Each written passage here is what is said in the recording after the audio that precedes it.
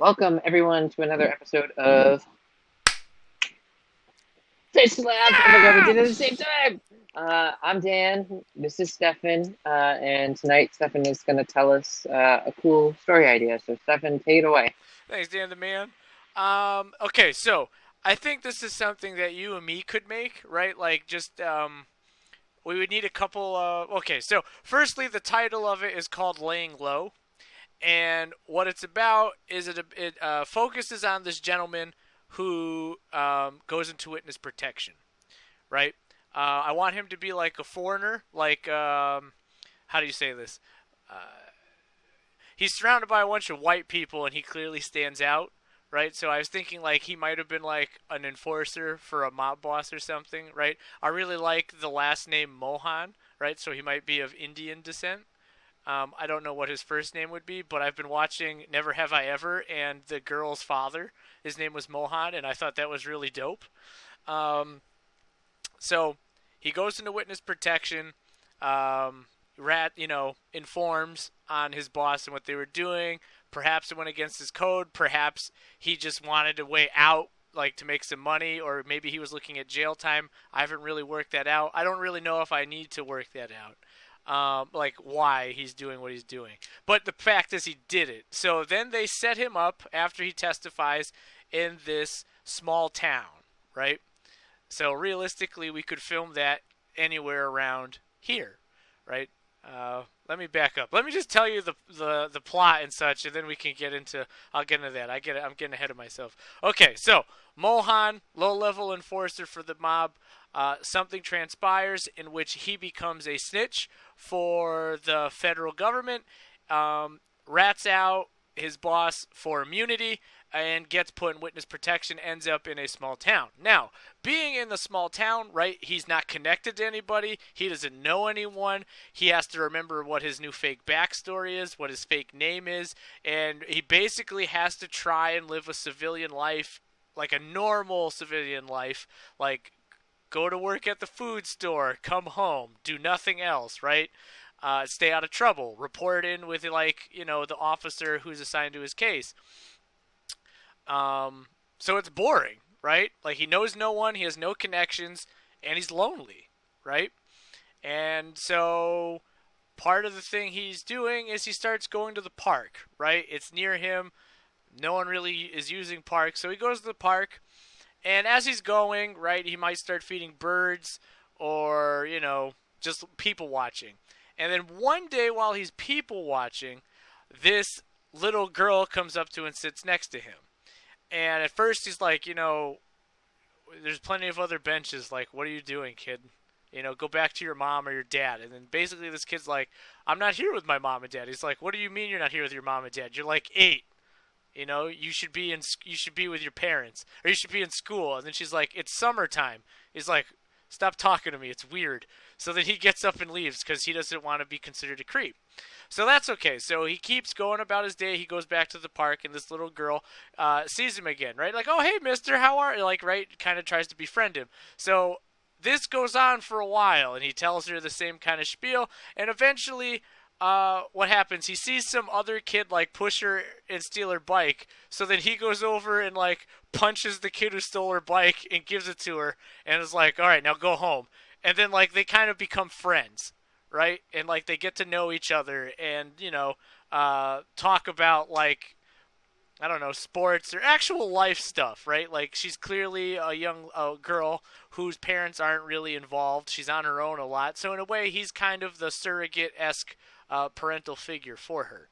So that's fine. They have this friendship. Things seem a little bit better, right? He's not minding his time so much. Well, he goes to the park one day and she's not there, right? And he's like, okay, so that's fine. She's not at the park. It doesn't concern him. Maybe she's with her mom. Well, on the news, it then comes about that she's been abducted, right? She's missing. So then he starts thinking like, how can I find her, right? How can I get her back? And he's thinking about what he's been told, like, you can't get into trouble. And he's like, oh, basically, screw that, right? Like, I'm going to find this little girl. So then he starts dipping his toe in, like, the local underbelly, right? Like, he finds out the girl's name from the news. He impersonates a cop to get a photo of her, to get any information he can from the family. And then he starts making the rounds. Like, he beats up a local drug dealer and is like, who's your supplier, right? To get to the people who, are connected. And it ends up being this guy who owns a bar. And he's just like, what do you know about this girl going missing? Or who comes in here looking for jobs?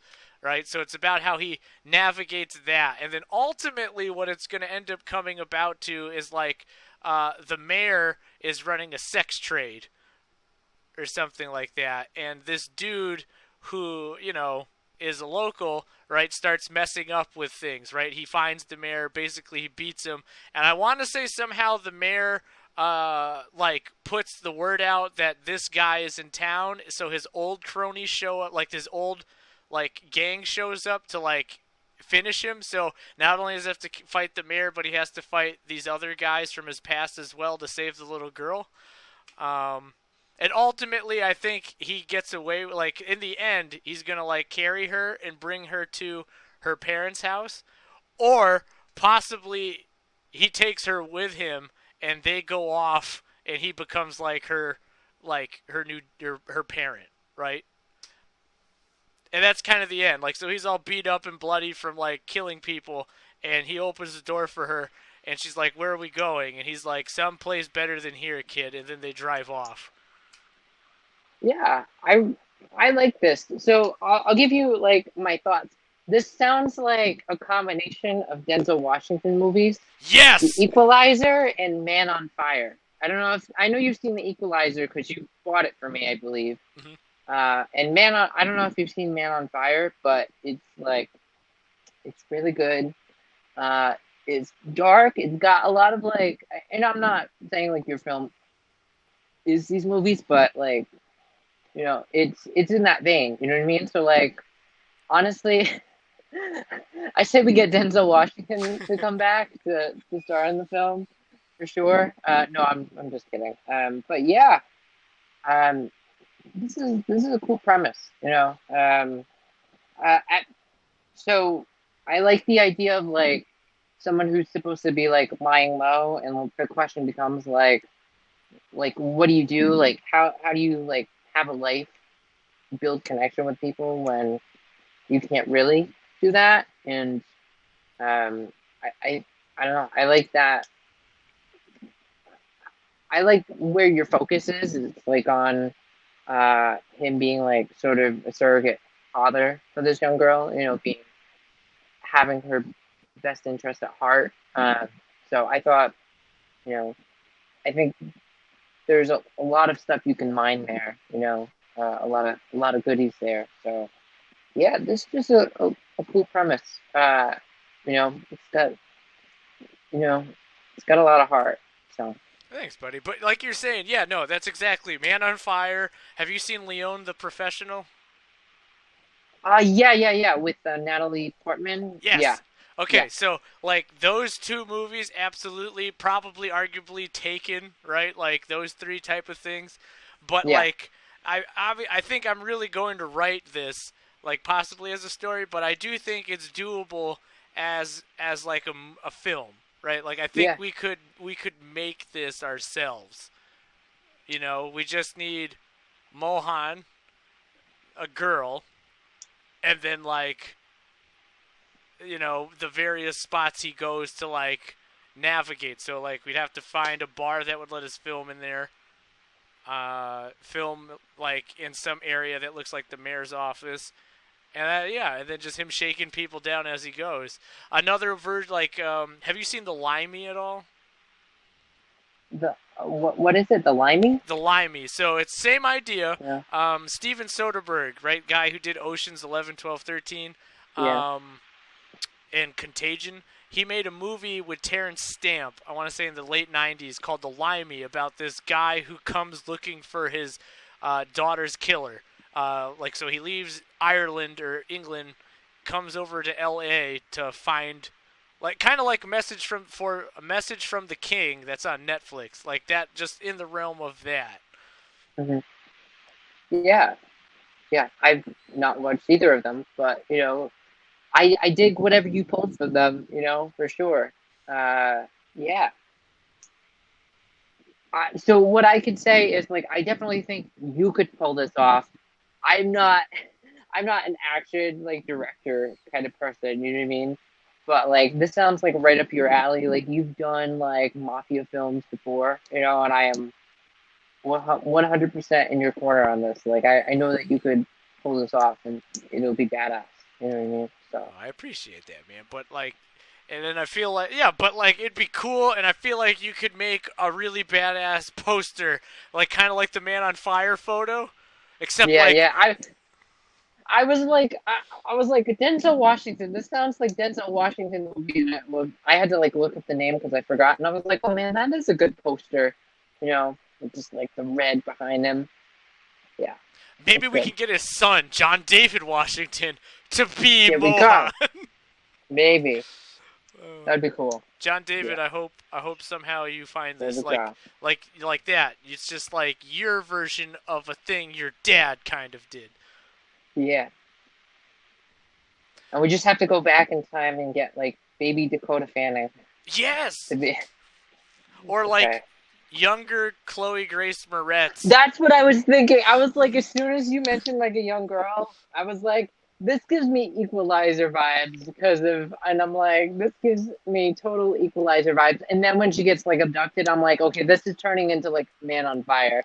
You know what I Yes. mean? But in like the best way possible. So I'm not like saying it's like derivative, but like in the best way possible. I'm like, these are awesome films, and you're obviously pulling like inspiration from both of them and like mixing it, Yes. and a bunch of other ones. So I was like, yeah, that's really cool. It's really cool. I will say you mentioned when you first started out with like he sees a girl getting bullied and then he like punches the bully. That there's a movie I didn't watch it, but it reminded. I was like, is this gonna be a comedy? Because there's like a new film out with Dave Bautista, and I think it was a similar vein where it was like a secret FBI agent or something, and he like befriended a girl, and like kicks people's asses who like do her wrong. You know what I mean? So I was like, I will say, be careful if you're gonna have an adult beat up a little kid. Yeah. Just be like cognizant. But I like the point of it. You know what I mean? Like he's looking out for her, which I thought was, at the heart of what you were getting at. So like, yeah, I don't know. I really dig it. I really dig it. Thanks, Dan the man. No, I agree. So maybe like, okay, so the bully doesn't see him, but like he hits him with a stick, and she's like, "Is he good?" And he's like, "Don't worry about it. He didn't see my face." And then they keep going.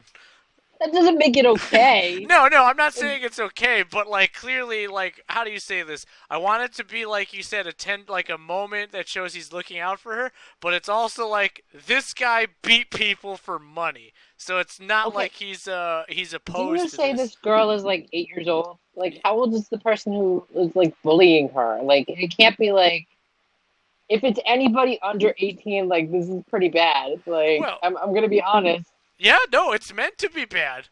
It's meant dude. to be Like, bad. okay. I know like some of your inspiration is like one of the like Leon. I forget the full title. Leon the The something. professional. Yeah, Leon the professional. But like, think of like the professional. Like he looked out for Natalie Portman in violent ways, but also in like quieter ways too. So maybe can he do something where he doesn't hurt a kid, like because I feel like you want your audience to like root for this person, and if you show, I mean, you're showing Mohan helping the girl, but like also hurting another kid. Hmm. So maybe like there's a way for him to do it where it's just like not.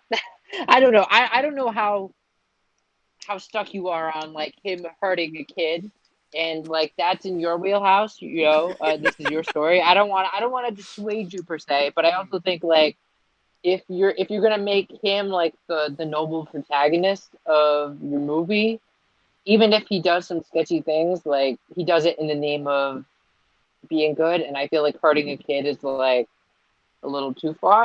You know what I mean? Like taking down the mob is one thing, like taking down like the mafia, the mob, like a corrupt mayor. Those all seem like things that like yeah, an adult would do that.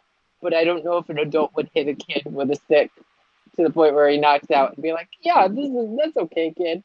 Or maybe no, maybe it's like hit him back. Maybe like I feel like that's such a it's not necessarily like a good lesson to teach a kid, but like it would be a little bit more like they're on equal playing fields if an 8-year-old girl hit a kid back. You know what I mean? So I don't want to get like stuck on that moment, but like Stefan, like think about it for a minute. An adult hits a little kid. Like that's a person with power hitting someone who ostensibly doesn't have too much. So like think about it just a little bit more. I'm not gonna say don't do it, but like think about it. What if he Um, does that and then the girl looks at him? He's like, fine. Then he pulls out some money and throws it at him, and it's like he'll fix himself up. Next time you need to hit him okay, though. okay, that's an interesting point. Where he's like, okay, I don't know. I don't know. I guess I would have to see how it goes because I think that's also pretty funny too. Where if you hit somebody and then you're like, okay, well, he'll fix himself up later. I don't know, man. Like hitting a kid is just like something an adult should not do. You know what I mean? Yeah, no, absolutely. But I guess that's like, and I admire you're right, absolutely. If he's a noble protagonist, he should not. But Mohan is not a noble But protagonist.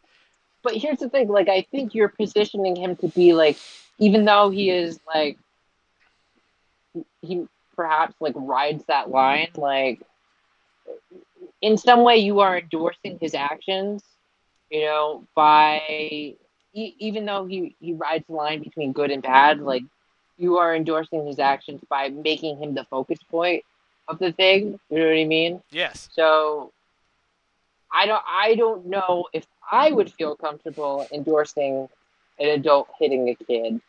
You know, ugh, what the heck? Sorry, there was a bug on this. No, you're good.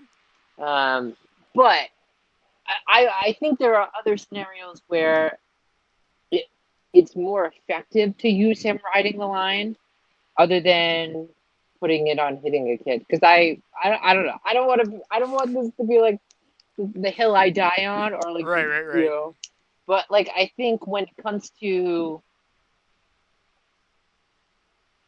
getting information, I'm thinking of the scene in Man on Fire where Denzel Washington like is gonna like blow up a car, with somebody in it, and he almost like hurts himself to get information from the guy, and he does like end up setting the car on fire. You know what I mean? Like we see like, whoa, this guy has gone like into the deep end. He's gone like full dark. I think that is interesting if you see like an escalation of that. You know, but I think if you go like one of the first violent acts he does in the movie is that he hits a kid with a stick. Right. I don't know. I don't know. Think about it. Think I, about I it, I man. will I will think about it. I will think about it.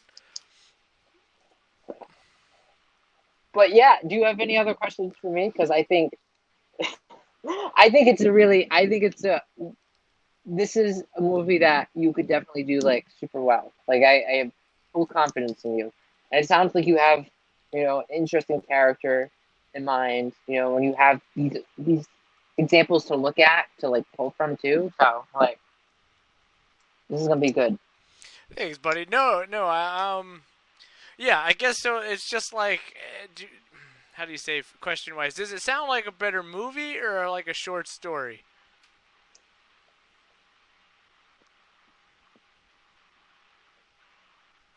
That's a good question. Hmm. Well, I guess like, what do you think are the advantages or disadvantages of doing either? Doing the story in either format. Well, I think if we're looking at it like if it to be like a short story, I think like how do you say it? You can be more. You don't have to worry so much about finding a location. You know what I mean? Like I wouldn't have to worry about finding, um, a bar or whatever to film in, or I wouldn't have to worry about, who am I going to have to play some of these roles, right? Which again, all of that's doable. I guess I just sometimes get ahead of myself and freak myself out with some of that. So, Yeah. but I think it is all doable. It's just a matter of like writing something really concise and knowing like, oh, you have this one thing here, and then figuring that out. Yeah. Well, I don't know if this is like an option you're willing to do, but I know it's something you've done in the past where you've taken a short story and you've adapted it into a movie. You know what I mean? So yeah, I think you bring up a good point about just like writing a story is like you have more control over what happens. You know what I mean? Like, and you're not like constrained by location. You're not constrained by like time, really. Like you kind of like build the universe, but it's also like it's also kind of it's not a collaborative process either. You know what I mean? It's like sort of solitary. Sitting in a chair and building the world yourself. So, yeah, I don't know. I don't know, man. Like, I think this could be good in either format. You know, I really do. Seeing the bug again. Sorry, I will kill you later, spider. Um, but yeah, I would say go with your gut. I know that you love movies. So if you think in your heart of hearts this is like, a movie that you want to make, like go for the movie. If you want to test the waters first, build it, your ideal version of it. You start with a short story. So, I but appreciate that's that. a good question. That's a good question. Um, I will consume either version. Either version. If there Yeah. was like a Hollywood version, I think John David Washington would be a good choice for Mohan. I also think Nicolas Cage would be a great choice for Mohan. Didn't you say he was like Indian? Yeah, well, I mean, we could adapt it. I also think the dad from I Never Have I Ever would be great as Mohan, although he already played a no, dude named Mohan. yeah, no, no. I understand what you mean, like character wise. Like Nicolas Cage in this role will probably be pretty entertaining. Mm. You know? Yeah. Especially like him, So like befriending an 8-year-old kid. yeah, Imagine that, me and Nick and me. maybe Uh, that's the name of the movie. It's not Mohan anymore. It's just Nick. it's just Nick. It's Nicholas Cage. Nikki. Nicky. Yeah. Uh, Yeah. but yeah, so I think that guy, the dad from Never Have I Ever, would be great as Mohan. Um, God, all the like girls, I Nick. don't have like their girl like young female actresses. I guess like if Millie Bobby Brown was that age, or Chloe Grace Moretz was that age, or even Dakota Fanning from, oh look,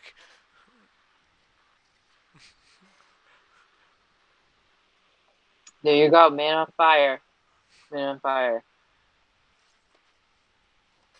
that would be good. Um, yeah. But anyway, my man, I appreciate you listening to Laying Low. Those of you tuning in, I thank you for listening. And one way or another, I'm sure I'll amicably rope you into something that has to do with this project. Yeah, I'm excited to help you in whatever way I can. So, like, this sounds pretty cool. Help your stuff. Thanks, homeboy. Yeah. This has been, you want to end it there? No, no, Okay. yeah. Let's cut it right there. That's good. Okay. Yeah. Okay. This has been an episode of. Almost. Almost. Pitch Lab. Join us again for next week for another episode.